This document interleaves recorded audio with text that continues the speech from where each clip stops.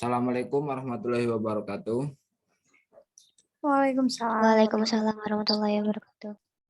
Perkenalkan, kami dari kelompok 4 ingin mempresentasikan hasil diskusi kami yang beranggotakan yang pertama ada Mbak Yohanania Christine, kemudian ada saya sendiri Alfani Saputra, kemudian ada Mbak Nasu Alfaiza, kemudian ada Mbak Rosida Dia Purnama, dan kemudian ada Mbak Anfil Sani Rizky. Baiklah, untuk yang pertama akan disampaikan oleh Mbak Anfil Sani Rizky. Kepada Mbak Anfil, saya persilakan. Baik, terima kasih sebelumnya kepada moderator yang telah memberikan waktunya kepada saya. Modul ajar Kurikulum Merdeka 2022 Matematika kelas 1.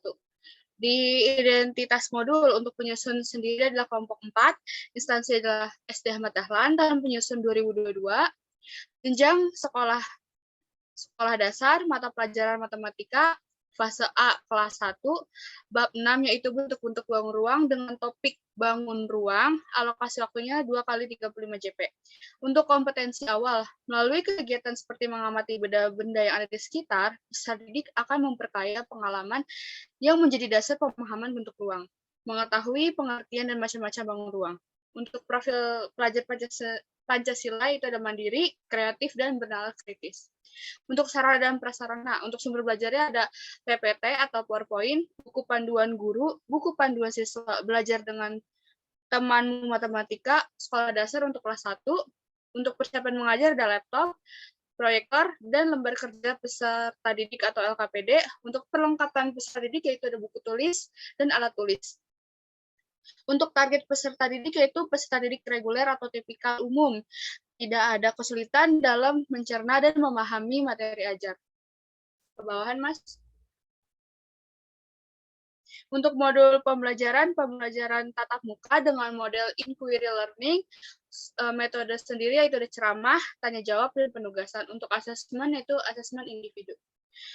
Selanjutnya ada kompetensi inti untuk capaian pembelajaran dan tujuan kegiatan pembelajaran. Untuk capaian pembelajarannya pada akhir fase A, peserta didik dapat mengenal berbagai bangun datar, yaitu segitiga, segi empat, segi banyak, lingkaran, dan bangun ruang seperti balok, kubus, dan kerucut dan bola. Mereka dapat menyusun komposisi dan mengurai dekomposisi suatu bangun datar seperti segitiga, segi empat, dan segi banyak.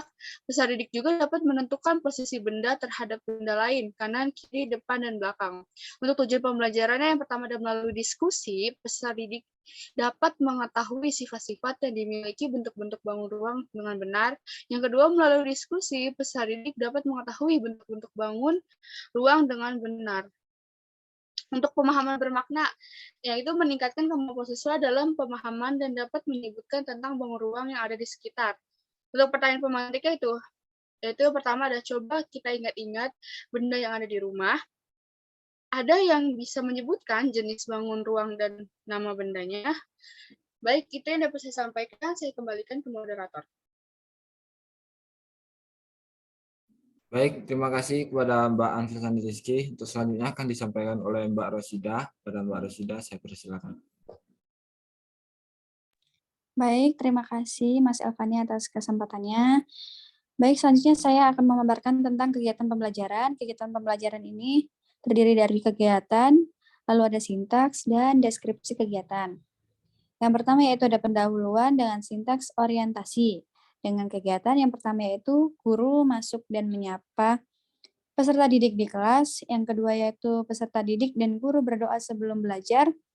Selanjutnya guru mengecek daftar kehadiran peserta didik sambil diiringi menanyakan kabar peserta didik. Lalu dengan sintaks apersepsi, yaitu guru melakukan apersepsi dengan bertanya terkait materi sebelumnya dengan mengaitkan materi yang akan dipelajari. Kemudian guru membacakan surah Al-Mujadalah ayat 11 tentang derajat orang yang menuntut ilmu. Lalu selanjutnya ada penyampaian tujuan. Dengan deskripsi kegiatan, guru menyampaikan tujuan pembelajaran yang ingin dicapai dalam pembelajaran ini. Selanjutnya, guru memberikan motivasi kepada peserta didik berupa manfaat mempelajari materi bangun ruang.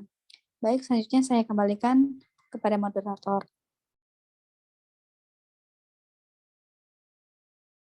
Baiklah, terima kasih kepada Mbak Rosida Dia Purnama. Untuk selanjutnya akan disampaikan oleh Mbak Nafa. Kepada Mbak Nafa saya persilakan.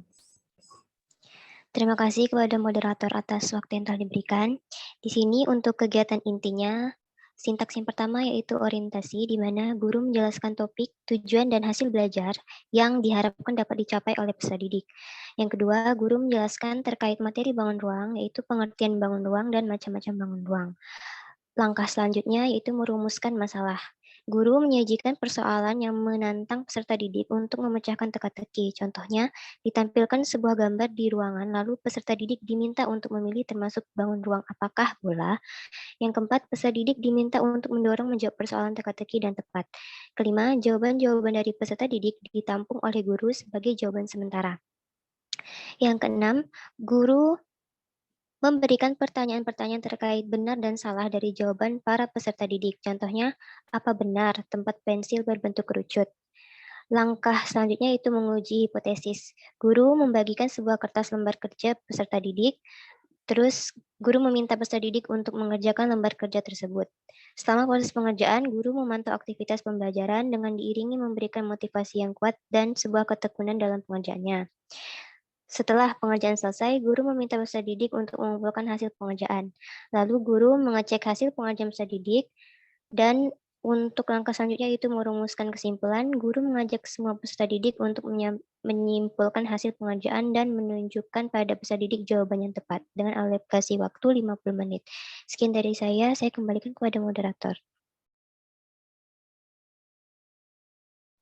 Baik, terima kasih kepada Mbak Nasla sudah menyampaikan materi. Untuk selanjutnya akan disampaikan oleh Mbak Yohana. Kepada Mbak Yohana saya persilakan. Sebelumnya terima kasih untuk Mas Elvani. Di sini saya akan membacakan tentang kegiatan penutup, yakni pada sintak kesimpulan, guru dan peserta didik menyimpulkan hasil kegiatan pembelajaran.